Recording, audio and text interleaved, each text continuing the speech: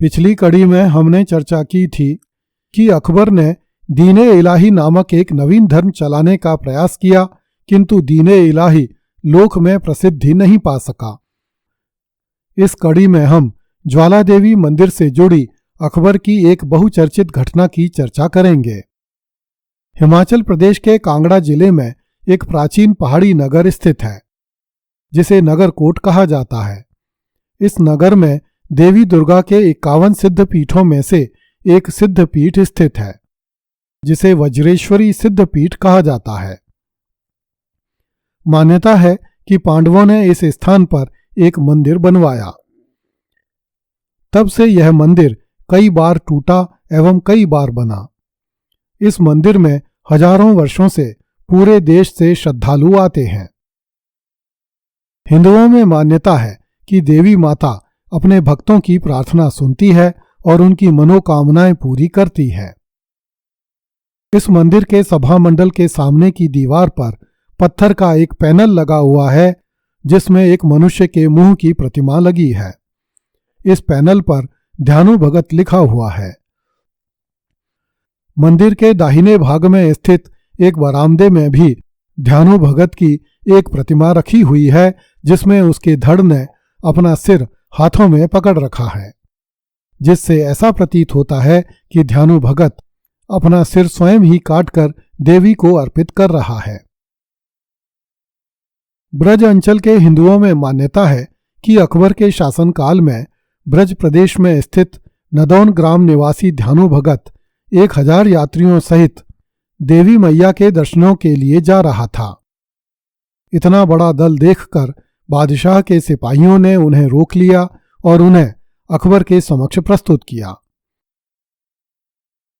अकबर के पूछने पर ध्यानु भगत ने हाथ जोड़कर उत्तर दिया कि मैं ज्वाला माई के दर्शनों के लिए जा रहा हूं। मेरे साथ जो लोग हैं वे मेरे परिवार और गांव के हैं तथा वे भी माता के भक्त हैं और यात्रा पर जा रहे हैं। अकबर ने उससे पूछा कि ज्वाला माई कौन है और वहां जाने से क्या होगा। ध्यानु भगत ने उत्तर दिया कि माता पार्वती ही ज्वाला माई हैं, जो संसार की रचना एवं पालन करती हैं। वे भक्तों की मनोकामनाएं पूरी करती हैं। उनके तेज से उनके मंदिर में तेल बत्ती के बिना ही अखंड ज्योति जलती रहती है। हम लोग प्रतिवर्ष उनके दर्शनों के लिए जाते हैं। अकबर ने कहा कि तुम्हारी ज्वाला माई इतनी शक्तिशाली है कि सबकी मनोकामनाएं पूरी कर सकती है। इस बात का विश्वास हमें कैसे होगा? तुम कोई चमत्कार दिखाओ तो हम भी मान लेंगे। ध्यानु भगत ने उत्तर दिया कि मैं तो माता का एक तुच्छ सेवक हूं, मैं भला क्या चमत्कार दिखा सकता हूं।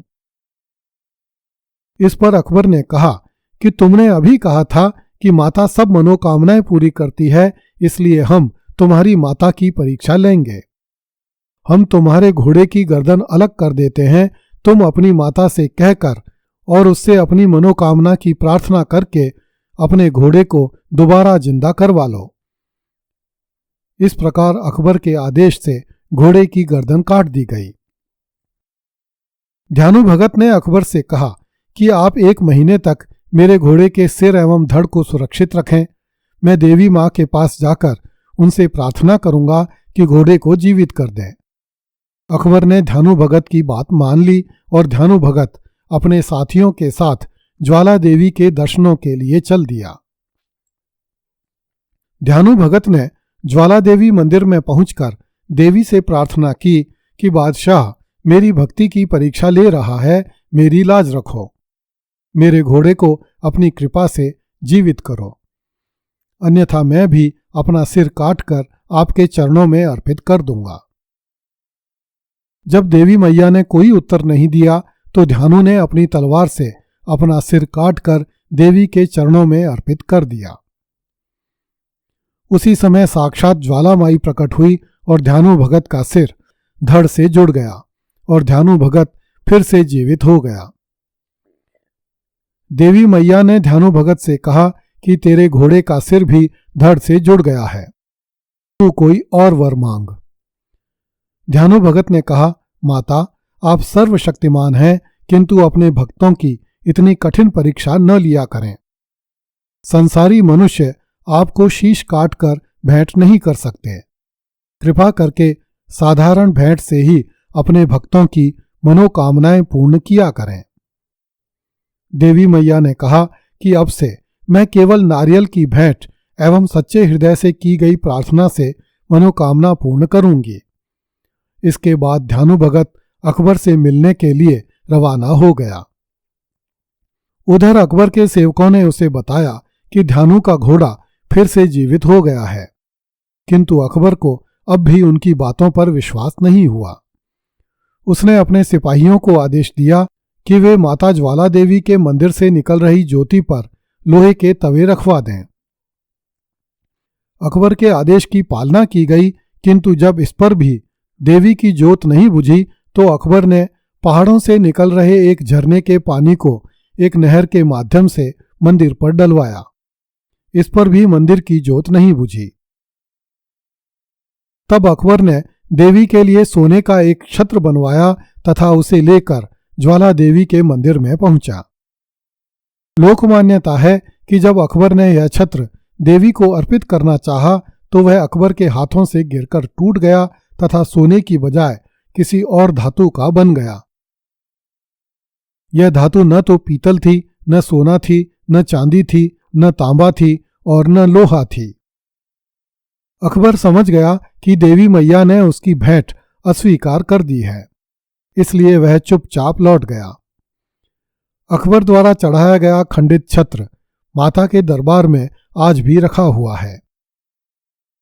यह घटना ज्वाला देवी के मंदिर की बताई जाती है, जो नगरकोट मंदिर से लगभग 35 किलोमीटर दूर स्थित है, किंतु ध्यानु भगत की प्रतिमाएं नगरकोट मंदिर में लगी हुई हैं। कुछ स्थानों पर नगरकोट मंदिर और ज्वाला देवी मंदिर को एक ही माना जाता है। पिछले 500 सालों से ध्यानु भगत के वंशज अपने शरीर पर लोहे की जंजीरें बांधकर अपने परिजनों के साथ इस मंदिर की परिक्रमा करने आते हैं। ये लोग अपने कंधे पर मोर पंखों का एक गुच्छा धारण करते हैं तथा शरीर को लोहे की जंजीरों से बांधते हैं। यह जंजीर इस बात की द्योतक है कि किसी समय उनके किसी पूर्वज को लोहे की जंजीरों से बांधकर इस मंदिर तक लाया गया था। ध्यानु भगत के वंशजों को लगता है कि ऐसा करके वे अपने पूर्वज ध्यानु भगत की परंपरा को जीवित रखे हुए हैं। सच क्या है यह तो काल के गाल में समा गया है, किंतु ध्यानु भगत की प्रतिमाएं आज भी मंदिर में लगी हुई हैं। अकबर द्वारा मंदिर में चढ़ाया गया छत्र आज भी इस मंदिर में रखा हुआ है और ध्यानु के वंशजों में आज भी यह विश्वास पीढ़ी दर पीढ़ी जीवित है। एक इतिहासकार के रूप में मैं केवल इतना कह सकता हूं कि लोक मान्यताओं में प्रचलित किंवदंतियां और कथाएं बिल्कुल झूठी नहीं होती। इन कथाओं का रूप बदल जाता है, किंतु उनके मूल तत्व वही रहते हैं।